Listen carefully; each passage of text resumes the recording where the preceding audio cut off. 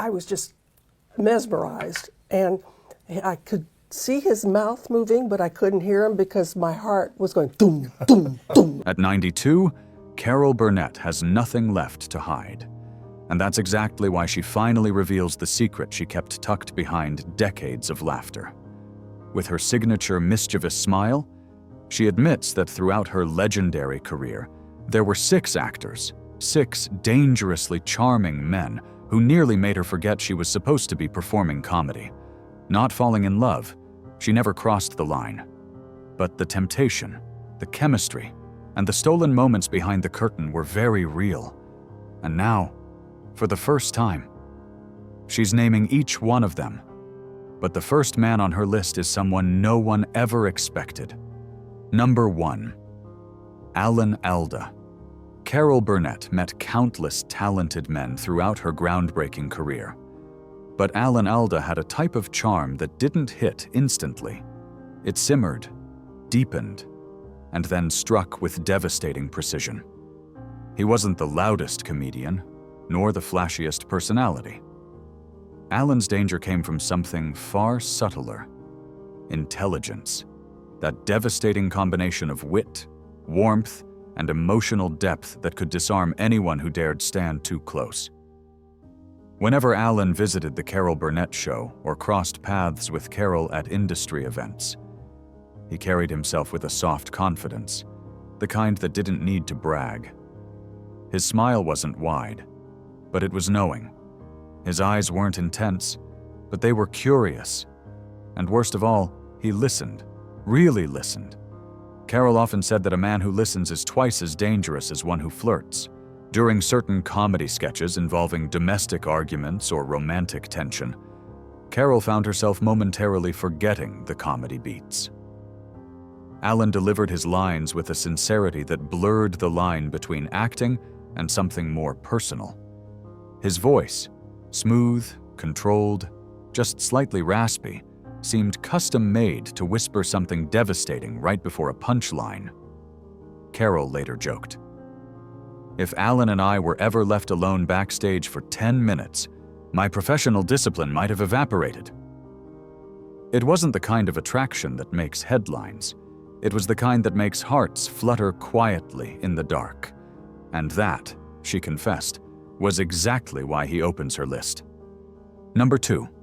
Steve Martin. Before the world knew Steve Martin as a comedy icon, Carol Burnett already sensed he was dangerous, but not the kind of danger that involved scandal. No. Steve's hazard level came from pure, unfiltered brilliance. He was young, handsome, sharp as a razor, and funnier than anyone had any right to be. But what truly got to Carol was his mischievousness. Steve had a habit of leaning in far too close when delivering a cue or correcting a beat in rehearsal. One time, he whispered a line directly into her ear, his voice low and teasing, and Carol lost the ability to speak.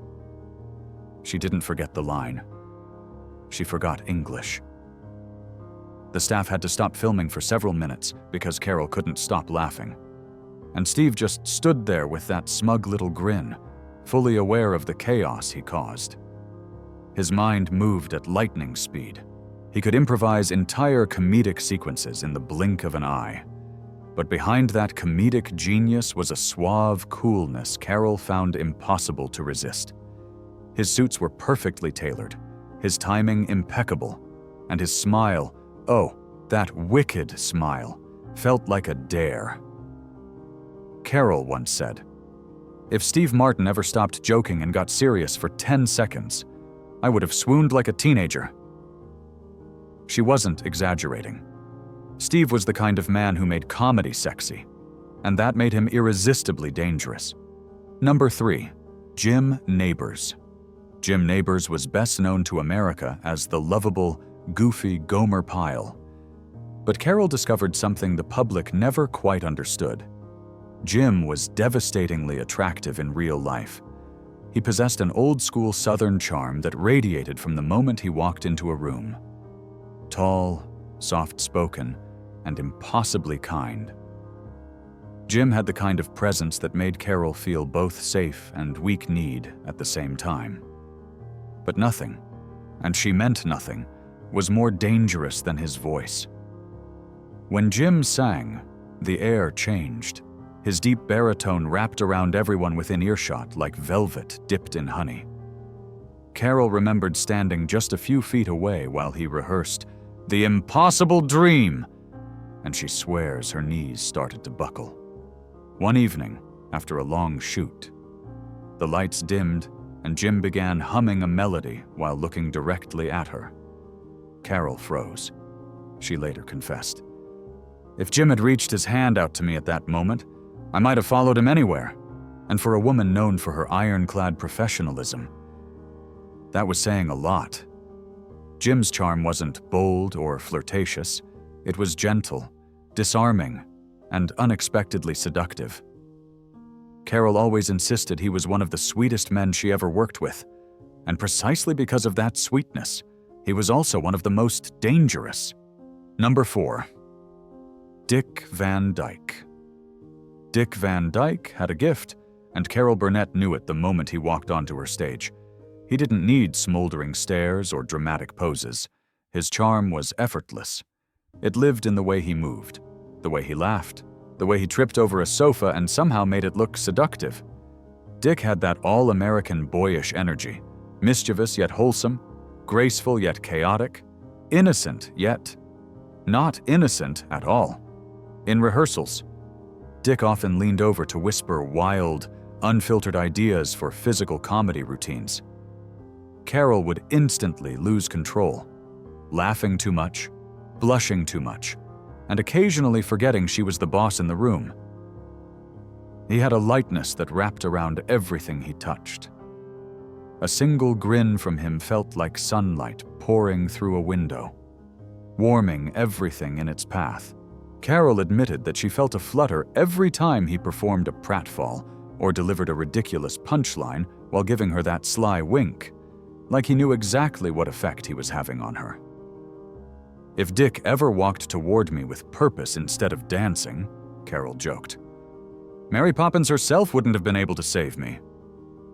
That was Dick Van Dyke, danger disguised as innocence. Number 5. Lyle Waggoner. When Carol Burnett first cast Lyle Waggoner, America gasped, and so did she. He was 6'4", carved like a Greek statue, with a jawline sharp enough to cut glass and a voice smoother than bourbon. Carol openly admitted that Lyle was too handsome for comedy, because every time he stepped onto the stage, the audience forgot to laugh long enough to stare. But Carol had a bigger problem. So did she. There were sketches that required Lyle to lean in close, whisper a joke, or wrap an arm around Carol in a comedic pose. Those moments were torture. Lyle had a way of lowering his voice, just slightly, when delivering lines to her, turning innocent comedy into a full-on emotional hazard. One day, during a particularly flirtatious sketch, Lyle looked at Carol with a grin that did not belong in a comedy show. Carol stumbled over her line, the audience roared, and Lyle chuckled softly, as if he knew exactly what he had done. And he probably did. After he left the show, Carol admitted something she never said on camera.